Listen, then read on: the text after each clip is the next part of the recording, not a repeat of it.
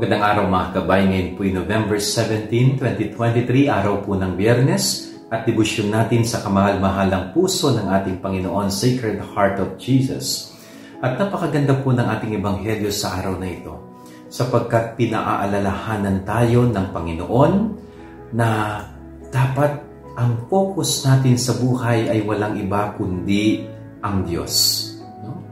Sa buhay natin ngayon bilang mga tao, available ang lahat ng layaw ng mundo.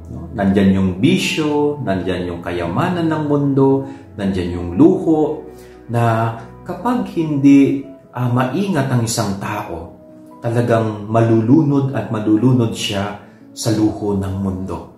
Kaya dito po tayo pinag-iingat ng Panginoon. Itong mga makamundong bagay na ito, itong luho ng mundo na ito, ay lilipas. Ito'y mawawala. At kadalasan ang mga ito'y nagdudulot ng masama sa ating buhay bilang tao. Kanya nga nire-redirect tayo muli ng Panginoon. Hindi yung luho at yaman ng mundo ang focus natin, kundi ang kayamanan ng langit.